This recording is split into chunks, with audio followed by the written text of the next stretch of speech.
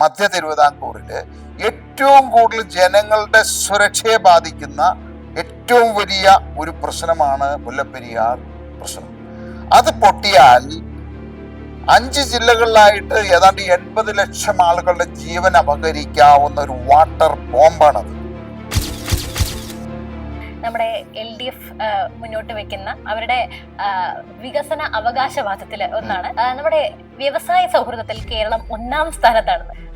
ഇതില് വ്യവസായ സൗഹൃദത്തില് 1ാമതാണെന്നുള്ളതൊന്നും മാറ്റി അതിന്റെ കൂടെ വ്യവസായങ്ങളെ നാടുകടത്തുന്ന കാര്യത്തിൽ 1ാമതാണ് എന്ന് ചേർത്താൽ അത് കറക്റ്റ് ആയിരിക്കും.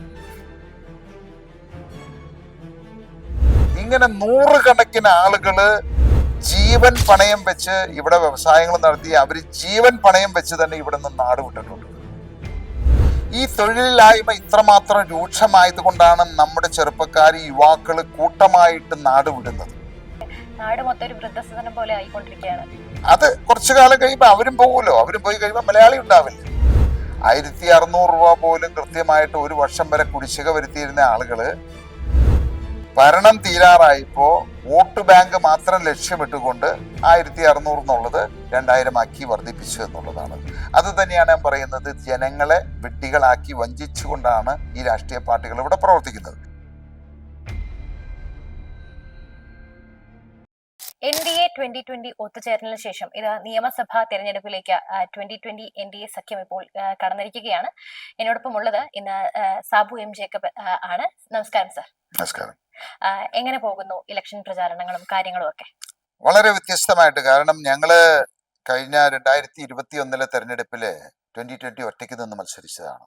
അന്ന് 3 മുന്നണികള് മറ്റു സൈഡിലുണ്ടായിരുന്നു. 3 മുന്നണികളോട് ഞങ്ങൾ ഏറ്റുമുട്ടി. ഞങ്ങൾ മത്സരിച്ച 8 നിയോജക മണ്ഡലങ്ങളില് ശരാശരി 15.3% വോട്ട് നേടിയെന്ന് ഞങ്ങൾ. ഇന്നിപ്പോ 2020 വളർന്നിരിക്കുന്നു. കേരളം എമ്പാടും വളർന്നിരിക്കുന്നു. അതിനേക്കാൾ ഉപരി NDAയുടെ ഭാഗമായി മാറിയിരിക്കുന്നു. അപ്പൊ തീർച്ചയായിട്ടും ഇത്തവണ മത്സരം വളരെ വ്യത്യസ്തമാണ്.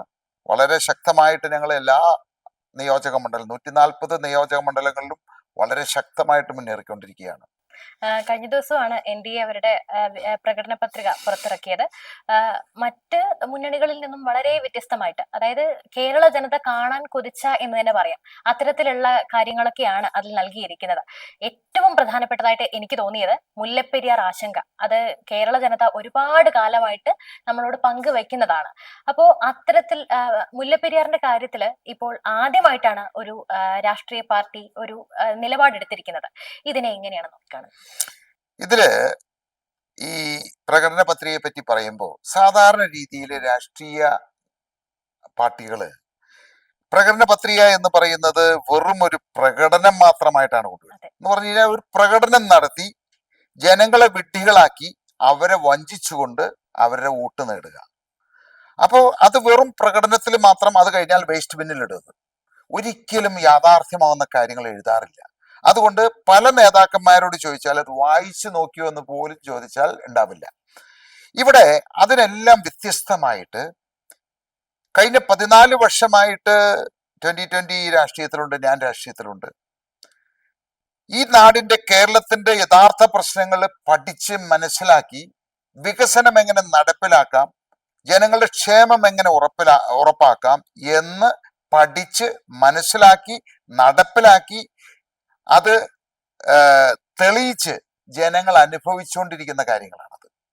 അപ്പോ ഇത്തവണ നമ്മൾ പ്രകടന പത്രികയിൽ നോക്കിയാൽ തന്നെയും ഞങ്ങൾ 14 വർഷം കൊണ്ട് നടപ്പിലാക്കിയ സക്സസ്ഫുൾ ആയിട്ടുള്ള പദ്ധതികളും അതോടൊപ്പം തന്നെ NDA ഗവൺമെന്റ് മറ്റ് സംസ്ഥാനങ്ങളിൽ നടപ്പിലാക്കിയ വികസനക്ഷേമ പ്രവർത്തനങ്ങളും ഇതിന്റെ ഒരു സംയോജനമാണ് ഇതിൽ കൂടി പുറത്തു വന്നിരിക്കുന്നത്. ഒരുപക്ഷെ ഇന്ത്യയുടെ ചരിത്രത്തില്, കേരളത്തിന്റെ ചരിത്രത്തില് ഏറ്റവും ഇത്ര വ്യത്യസ്തമായിട്ടുള്ള ജനങ്ങളുടെ പ്രശ്നങ്ങൾ, നാടിന്റെ പ്രശ്നങ്ങൾ അഡ്രസ് ചെയ്തുകൊണ്ടുള്ള ഒരു പ്രകടന പത്രിക കാണാൻ സാധിച്ചിട്ടില്ല. ഇനിയോട്ട് കാണുമെന്ന് എനിക്ക് തോന്നുന്നില്ല. അത്രമാത്രം ശ്രദ്ധിച്ചാണ് തയ്യാറാക്കിയത്. ഇനി മുല്ലപ്പെരിയാറിലേക്ക് വരാം. നമുക്ക് എപ്പോഴും ഒരു പ്രകടന പത്രിക എന്ന് പറയുമ്പോൾ ആ നാട് നേരിടുന്ന പ്രധാന വിഷയങ്ങൾ, ജനങ്ങൾ നേരിടുന്ന യഥാർത്ഥ പ്രശ്നങ്ങളാണ് അഡ്രസ് ചെയ്യേണ്ടത്. അങ്ങനെ വലിയൊരു പ്രശ്നമാണ് പ്രത്യേകിച്ച് സെൻട്രൽ ട്രാവൻകൂറിൽ മധ്യ തിരുവിതാംകൂറില് ഏറ്റവും കൂടുതൽ ജനങ്ങളുടെ സുരക്ഷയെ ബാധിക്കുന്ന ഏറ്റവും വലിയ ഒരു പ്രശ്നമാണ് മുല്ലപ്പെരിയാർ പ്രശ്നം. അത് പൊട്ടിയാൽ 5 ജില്ലകളിലായിട്ട് ഏതാണ്ട് 80 ലക്ഷം ആളുകളുടെ ജീവൻ അപഹരിക്കാവുന്ന ഒരു വാട്ടർ ബോംബാണത്. അപ്പൊ അതുകൊണ്ട് തന്നെയാണ് NDA അതില് പ്രകടന പത്രികയില് മുഖ്യമായിട്ട് പറഞ്ഞിരിക്കുന്ന ഒരു വിഷയത്തില് മുല്ലപ്പെരിയാർ വിഷയം പരിഹരിക്കും. അതേസമയത്ത് അത് പരിഹരിക്കുന്നതിനോടൊപ്പം തന്നെ തമിഴ്നാടിന് വെള്ളം ഉറപ്പാക്കിയിട്ട് കേരളത്തിലെ ജനങ്ങളുടെ സുരക്ഷ ഉറപ്പാക്കി അതിനുള്ള ഒരു പദ്ധതിയാണ് മുന്നോട്ട് വെച്ചിരിക്കുന്നത്.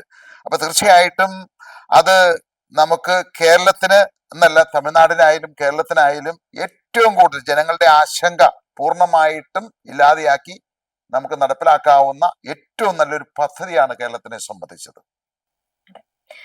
അതുപോലെ തന്നെ ഇപ്പോ ഞാൻ ഇന്ന് വരുന്ന വഴിക്ക് തന്നെ എനിക്ക് കാണാൻ സാധിച്ചതാണ് നമ്മുടെ LDF മുന്നോട്ട് വെക്കുന്ന പ്രകടന പത്രിക, ക്ഷമിക്കണം, അവരുടെ വികസന അവകാശവാദത്തില് ഒന്നാണ് അവരെ ഉന്നയിക്കുന്നത് നമ്മുടെ വ്യവസായ സൗഹൃദത്തിൽ കേരളം 1-ാം സ്ഥാനത്താണെന്ന്. സത്യം പറഞ്ഞാൽ എനിക്കത് കണ്ടിട്ട് ചിരി വന്നു. എനിക്കിത് കണ്ടപ്പോൾ ആദ്യം ഓർമ്മ വന്നത് സാറിന് തന്നെയാണ് ആ കാര്യത്തില്.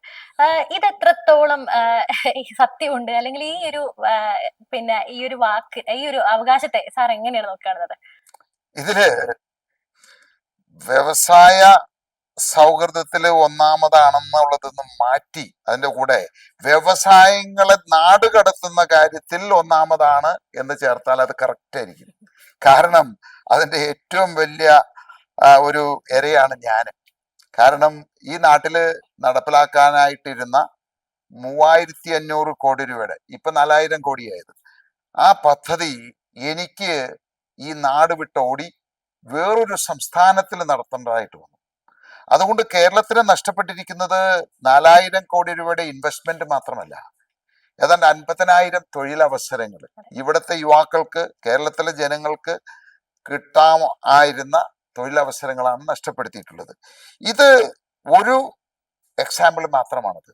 ഇങ്ങനെ 100 കണക്കിന് ആളുകള് ജീവൻ പണയം വെച്ച് ഇവിടെ വ്യവസായങ്ങൾ നടത്തി അവര് ജീവൻ പണയം വെച്ച് തന്നെ ഇവിടെ നിന്ന് നാട് വിട്ടിട്ടുണ്ട്. അപ്പോ അങ്ങനെ 100 എക്സാമ്പിളുകൾ ഉണ്ട്. അപ്പൊ ഇത് ഈ പറയുന്ന ഭരിച്ച് 10 വർഷം ഭരിച്ച് കൈകൾ ശൂന്യമാണ് അവർക്ക്.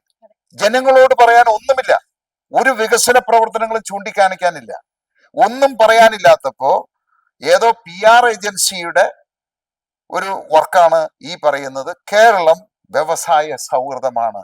ആ ചോദ്യം എന്നോട് ചോദിച്ചത് നന്നായി. കാരണം അതിന്റെ ഏറ്റവും കൂടുതൽ അതിന്റെ പ്രയാസം, അതായത് ഈ LDF ഗവൺമെന്റ് വന്ന് അതിന്റെ ഏറ്റവും കൂടുതൽ പ്രയാസം അനുഭവിച്ച ഒരു വ്യക്തിയാണ് ഞാൻ.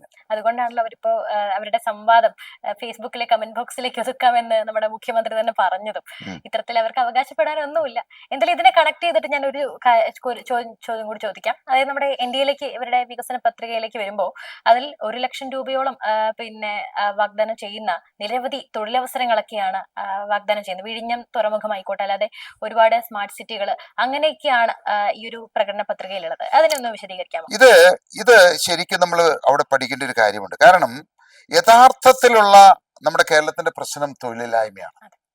ഈ തൊഴിലില്ലായ്മ ഇത്രമാത്രം രൂക്ഷമായത് കൊണ്ടാണ് നമ്മുടെ ചെറുപ്പക്കാർ, യുവാക്കൾ കൂട്ടമായിട്ട് നാട് വിടുന്നത്. ഇങ്ങനെ പോയി കഴിഞ്ഞാല് മലയാളി എന്ന് പറയുന്ന ഒരു വർഗം തന്നെ കേരളത്തിൽ ഇല്ലാതെ വരും. കാരണം മലയാളികളെല്ലാം നാട് വിട്ടു പോവുകയാണ്. അതിന് പകരം ബംഗാളിയും ബീഹാറിയും ഒക്കെ വന്ന് കേരളം കീഴടക്കിക്കൊണ്ടിരിക്കുകയാണ്. നമ്മുടെ നാട് മൊത്തം ഒരു വൃദ്ധസദനം പോലെ ആയിക്കൊണ്ടിരിക്കുകയാണ്. അത് കുറച്ചു കാലം കഴിയുമ്പോൾ അവരും പോകുമല്ലോ. അവരും പോയി കഴിയുമ്പോൾ മലയാളി ഉണ്ടാവില്ല. അപ്പൊ ഇവിടത്തെ പ്രശ്നം അത് പരിഹരിക്കണമെങ്കിൽ കേരളത്തില് നമ്മുടെ തൊഴിലവസരങ്ങൾ യാഥാർത്ഥ്യമാക്കണം. അത് PR ഏജൻസി വെച്ചിട്ട് ഞങ്ങള് വ്യവസായ സൗഹൃദമാണ് എന്ന് പറഞ്ഞാവില്ല. അപ്പൊ ഇവിടെ നമുക്ക് ഈ NDAയുടെ പ്രകടന പത്രികയിൽ ഒരു കാര്യം എനിക്ക് തോന്നുന്നില്ല, ഇന്ത്യയിൽ തന്നെ ഒരാളും നടപ്പിലാക്കാത്ത വളരെ നൂതനമായിട്ടുള്ള ഒരു പദ്ധതിയാണ്. അതായത് ഒരു തൊഴിൽ കൊടുത്താൽ 1 ലക്ഷം രൂപ ആ സംരംഭകന് കൊടുക്കുക. അപ്പൊ ചെറുകിട വ്യവസായികൾ, പ്രത്യേകിച്ച് മൂലധനം ഇല്ലാത്ത ആളുകളെ സംബന്ധിച്ച് വലിയൊരു സഹായമാണത്. 5 തൊഴിൽ തുടങ്ങുന്ന വ്യവസായങ്ങൾ വരും, 10 പേര് തുടങ്ങുന്ന വ്യവസായങ്ങൾ വരും, 100 പേര് തുടങ്ങുന്ന വ്യവസായങ്ങൾ വരും. അപ്പോ 10 പേര് തുടങ്ങുന്ന ഒരു വ്യവസായം തുടങ്ങാൻ ചിലപ്പോ 5-8 ലക്ഷം രൂപ വരുള്ളൂ. 10 ലക്ഷം രൂപയാണ് സർക്കാർ കൊടുക്കാനായിട്ട് തീരുമാനിച്ചിരിക്കുന്നത്.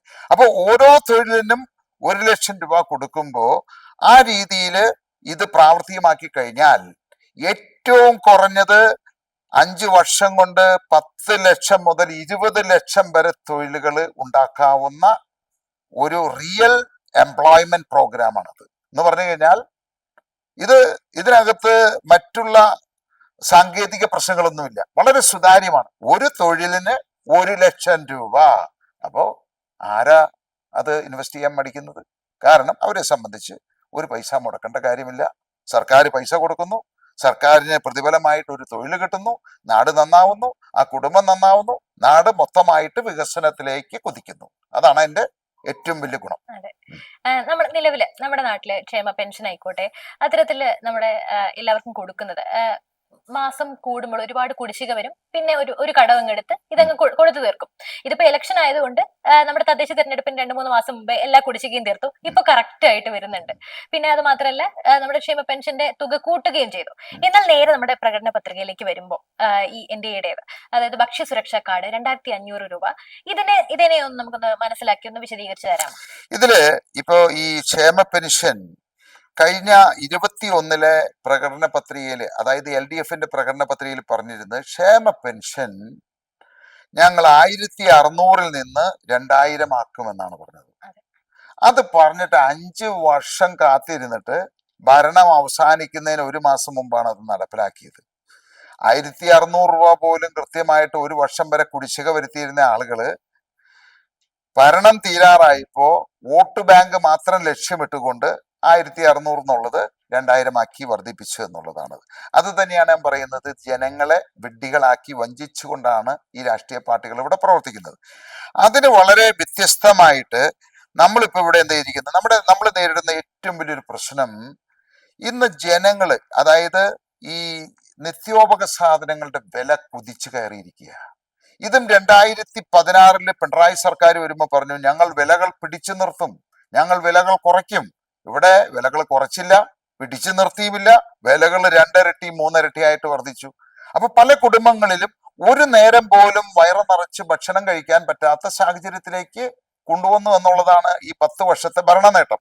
അപ്പോ അതുകൊണ്ട് NDA ഉദ്ദേശിക്കുന്നത് ഇവിടെ 2020 മോഡൽ, അതായത് 2020 നടപ്പിലാക്കിയ ഒരു ഭക്ഷ്യസുരക്ഷാ മാർക്കറ്റ് ഉണ്ട്. അത് എന്ന് പറയുന്നത് പച്ചക്കറി മുതൽ ഉപ്പ് മുതൽ കർപ്പൂരം വരെ, അതുകൂടാതെ നിത്യോപക സാധനങ്ങൾ, ഇതെല്ലാം 50% വരെ വിലക്കുറവിൽ അവിടെ ലഭിക്കുന്നു എന്നുള്ളതാണ്. എന്ന് പറഞ്ഞു കഴിഞ്ഞാൽ ഇത് അനുഭവിക്കുന്ന കുടുംബങ്ങൾ, ഈ നിയോജക മണ്ഡലത്തിലെ എല്ലാ കുടുംബങ്ങൾക്കും ഒരു 3500 രൂപ, 2500 മുതൽ 3500 രൂപയുണ്ടെങ്കിൽ ഒരു കുടുംബം ഒരു മാസത്തേക്ക് സുഭിക്ഷമായിട്ട് 3 നേരം ഭക്ഷണം കഴിക്കാൻ സാധിക്കുമെന്നുള്ളതാണ്. അപ്പൊ ഈ മോഡല് കേരളത്തിലെ എല്ലാ പഞ്ചായത്തുകളിലും നടപ്പിലാക്കുക. അങ്ങനെ 1120 ഭക്ഷ്യസുരക്ഷാ മാർക്കറ്റുകൾ കേരളമെമ്പാടും നടപ്പിലാക്കി ഈ കേരളത്തിലെ 3.5 കോടി ജനങ്ങളുടെ പട്ടിണി മാറ്റുക എന്നതിനേക്കാൾ ഉപരി 3 നേരം അവർക്ക് സുഭിക്ഷമായിട്ട് ഭക്ഷണം കഴിക്കാനായിട്ടുള്ള സാഹചര്യം ഒരുക്കുക. അപ്പൊ അതൊരു സമയബന്ധിതമായിട്ടുള്ള ഒരു പരിപാടിയാണ്. ചിലപ്പോ 3, 4, 5 വർഷം കൊണ്ടാണ് ഇത്രയും സ്റ്റോറുകൾ തുറക്കാൻ സാധിക്കും. അപ്പൊ അതിന്റെ അടിയന്തരമായിട്ട് ഇപ്പോ ഈ ഒരു അതായത് നമ്മുടെ ഭക്ഷണത്തിന്റെ ഷോർട്ടേജ്, അല്ലെങ്കിൽ വീടുകളിൽ അനുഭവിക്കുന്ന വിലക്കയറ്റത്തിന്റെ ബുദ്ധിമുട്ട് പരിഹരിക്കാനായിട്ട് അടിയന്തരമായിട്ട് ചെയ്യാൻ ഉദ്ദേശിക്കുന്ന ഒരു പദ്ധതിയാണ് ഒരു കാർഡ് കൊടുത്തിട്ട് ആ സ്മാർട്ട് കാർഡിൽ 2500 രൂപ ഒരു വീട്ടമ്മയ്ക്ക് ഒരു മാസത്തേക്ക് ചാർജ് ചെയ്ത് കൊടുക്കും. എന്ന് പറഞ്ഞു കഴിഞ്ഞാൽ ഒരു വർഷം 30,000 രൂപയുടെ സാധനം 30,000 രൂപ ആ കാർഡിൽ ചാർജ് ചെയ്യും. ആ 30,000 രൂപയ്ക്ക് അവർക്ക് ഈ പറയുന്ന ഉപ്പ് മുതൽ കർപ്പൂരം വരെയുള്ള സാധനങ്ങൾ ഓർ മരുന്നുകൾ, മെഡിസിൻസ്, ഇത് വാങ്ങാൻ സാധിക്കും. അപ്പൊ 30,000 രൂപയുടെ ആ ഒരു ബാധ്യത, ആ ഭാരം വീട്ടമ്മമാർക്ക് ഓരോ വർഷവും കുറയുന്നു. അവർക്ക് അത്രയും മിച്ചം വെക്കാൻ സാധിക്കും എന്നുള്ളതാണ് അടിയന്തരമായിട്ട്. എന്നിട്ട് സ്റ്റേജ് ബൈ സ്റ്റേജ് ആയിട്ട് ഈ ഭക്ഷ്യസുരക്ഷാ മാർക്കറ്റുകൾ 1120 മാർക്കറ്റുകൾ നടപ്പിലാക്കി അത് വീണ്ടും കുറച്ചുകൂടി അടുത്ത ലെവലിലേക്ക് സുഭിക്ഷമായിട്ട് അവർക്ക് ജീവിക്കാവുന്ന സാഹചര്യത്തിലേക്ക് കൊണ്ടുവരിക. അതാണ് ആ പദ്ധതി.